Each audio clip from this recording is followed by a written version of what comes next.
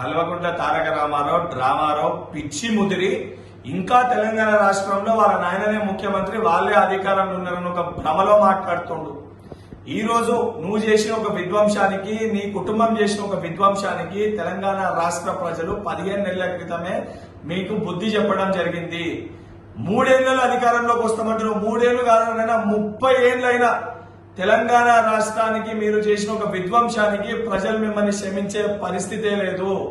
నీకు కవితకి హరీష్ రావుకి మధ్యలో ఉన్న ఒక అంతర్గత పోరుకి అసత్య ప్రచారాలు హైదరాబాద్ సెంట్రల్ యూనివర్సిటీ గురించి చేసి రాజకీయ లబ్ధి పొందే ప్రయత్నం నువ్వు చేస్తున్నావు. ప్రభుత్వ భూముల్ని ప్రైవేటు వ్యక్తులకి కట్టబెట్టిన చరిత్ర నీది, నీ కుటుంబానిది, నీ ప్రభుత్వానిది. ప్రభుత్వ భూముల్ని ప్రైవేటు వ్యక్తుల దగ్గరికి వెళ్లి తీసుకొచ్చిన చరిత్ర మా గౌరవ ముఖ్యమంత్రి రేవంత్ రెడ్డి గారిది, కాంగ్రెస్ ప్రభుత్వాన్ని. గతంలో ఎంతో మంది ముఖ్యమంత్రులు చేయలేంది ఆ 400 ఎకరాల ప్రభుత్వ భూమిని ప్రైవేటు వ్యక్తుల దగ్గరికి వెళ్లి న్యాయపరంగా కొట్లాడి తీసుకొచ్చింది గౌరవ ముఖ్యమంత్రి రేవంత్ రెడ్డి గారు. దాన్ని జీర్ణించుకోలేక, తట్టుకోలేక నీ పార్టీలో ఉన్న మంత్రివర్గంలో ఉన్న కొంతమంది మంత్రులు ఆనాటి మంత్రుల భూములు కూడా గుంజేసుకుంటున్న ఒక భయంతో, నీ కడుపు నిండలేని ఒక కడుపు మంటతోటి నోటికొచ్చినట్టు మాట్లాడుతున్నావు.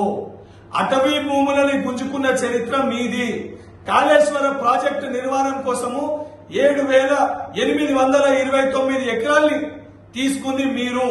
ఇవన్నీ మర్చిపోయి నోటికొచ్చినట్టు మాట్లాడితే తెలంగాణ ప్రజలు, దాని వలన రేపు పొద్దున ఉద్యోగ అవకాశాలు రాబోయే యువకులు తెలంగాణ రాష్ట్రంకి వెళ్లి నిన్ను, నీ కుటుంబాన్ని రాళ్లతోటి తరిమికొట్టే పరిస్థితి వస్తుంది. కేటీఆర్, ఖబర్దార్.